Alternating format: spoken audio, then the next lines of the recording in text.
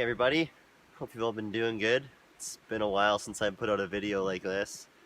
It's been a while since I've actually put out any trip videos. Life has been quite busy, but we're back now, and I think I'm gonna put my shelter right here, set up my tarp, and have a nice little fire out front. So as some of you already know, the month of July was quite busy for me. I actually got married. Yeah, I'm a married man now. So for the past month, I wasn't able to get out and camp at all. I was too busy with the final planning and preparing for the wedding. I was able to get out for a couple day trips and scout some new areas, which is how I actually found this area. I'm camping next to this beautiful river, and I'm planning on just having a nice, relaxing trip. We're gonna cook up some tasty meals, do a little bit of carving, and just enjoy some time in the outdoors. Well, that should do.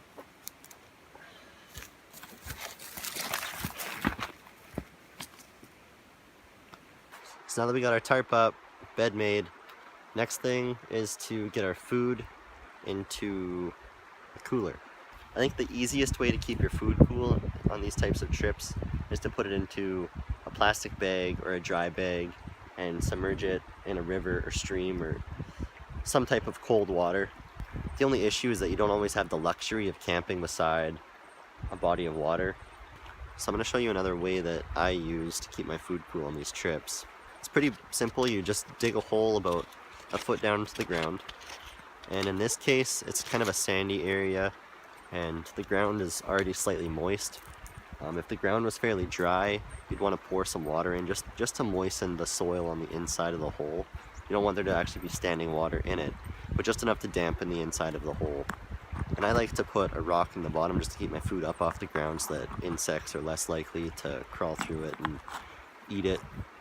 And then you just put your food in the hole and cover the top with a big rock or log or something that will keep the hole closed and keep the sunlight out. So how this works is the ground's already fairly cool, and when you moisten the inside of the hole, as the water evaporates, it draws heat away from your food. Well, mosquitoes are starting to come out and they're getting pretty bad, so I should probably start a fire and get some smoke going through here. And I can also cook up some food.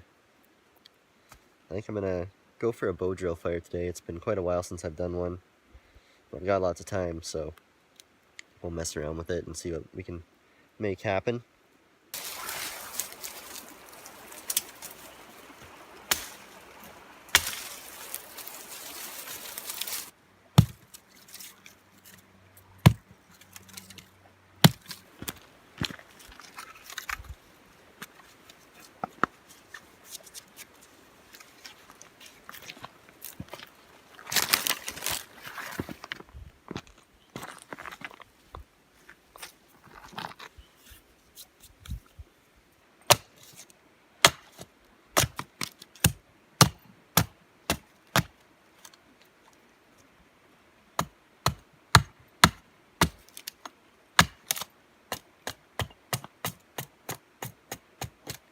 Alright, so the components here, the baseboard is made from a piece of white spruce driftwood that's nice and dry, and the spindle is made from a piece of dead and dry willow.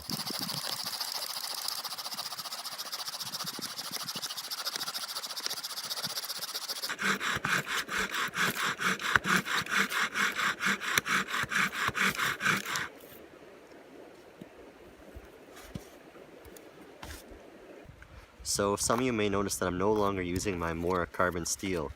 I've made the switch to a new knife called the Hele Sigmund. This knife was actually gifted to me by a really good friend of mine named Harlan, who was also the best man at my wedding. And this is what he got me as a wedding present. This is probably the nicest knife that I have ever owned, and so far it has been an absolute pleasure to use. I'm looking forward to the years and years of use that I'll get out of it. So a special thanks out to Harlan for an amazing gift. So I do my bow drill sets a little bit different than most people. I build my set, do the burn-in, carve the notch, and then I go get my tinder bundle. I just find that if I take that break in between the burn-in and trying for an ember that I have a lot higher success rate because I give my shoulders and arms a rest from bowing.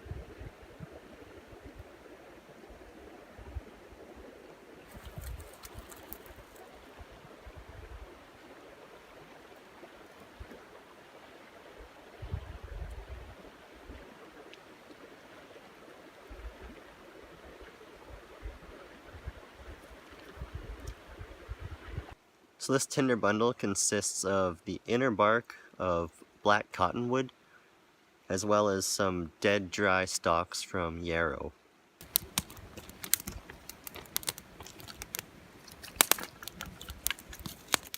So I'm getting ready to cook dinner here. To prep the fire, I think I'm going to throw on a bunch of that black cottonwood bark just to put on the fire and build up a nice bed of coals. It creates coals a lot better than this driftwood does.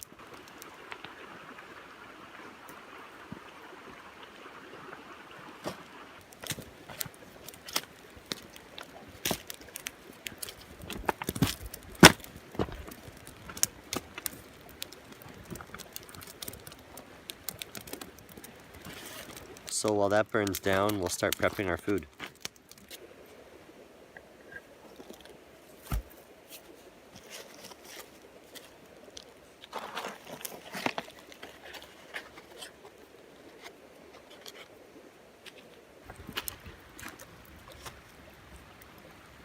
For dinner, we're having fried steak cutlets with fried potato wedges.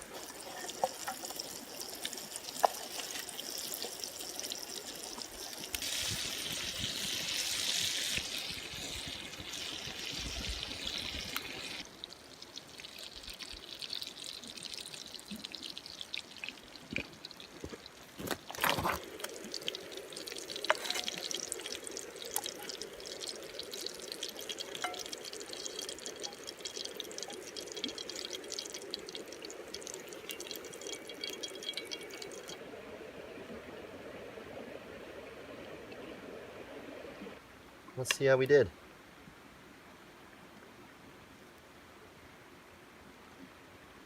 Mm. Mm.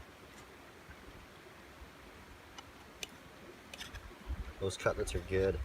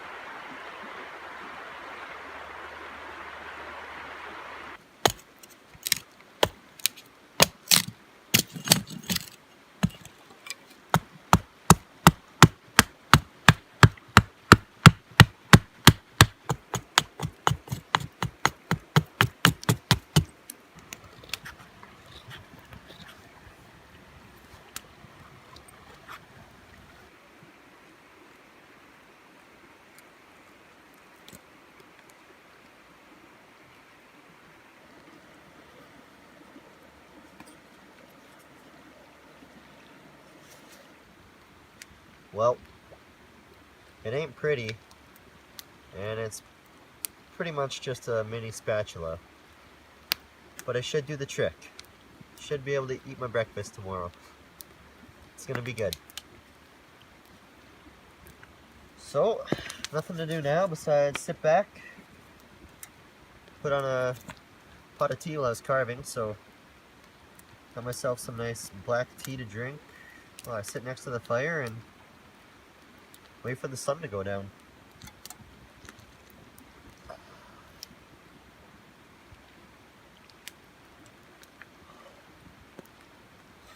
It has been a good day.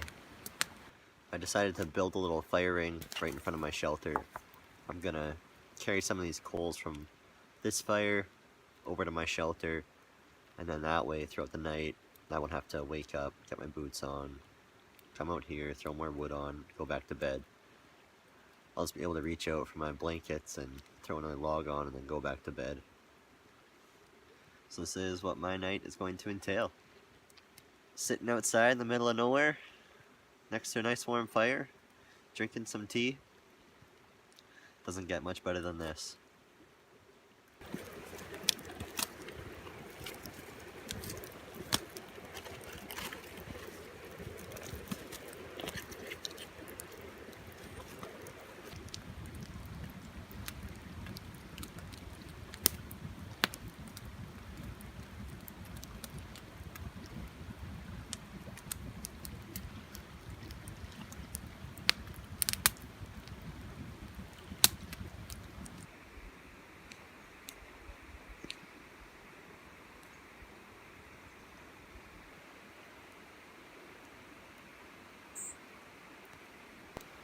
What a great sleep I just had. I only woke up once to throw more wood on my fire, and the rest of the night I just slept like a rock. Got my fire that's away from my shelter, started up again, and went and washed up in the stream.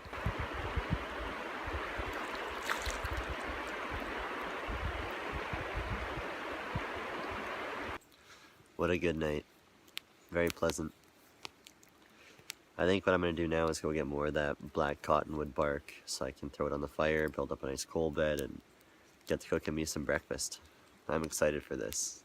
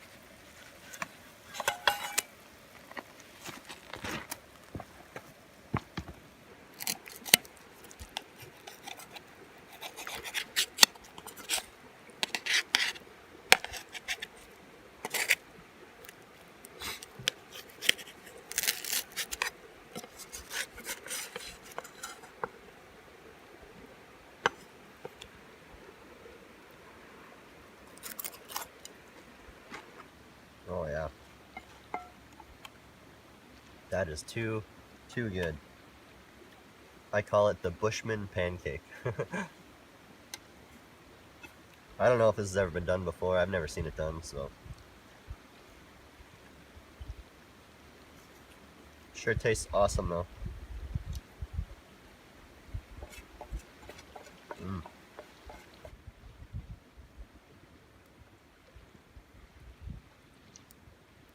Whew. That was one heck of a meal. Just gonna sit here, enjoy some tea, wait for the fire to die.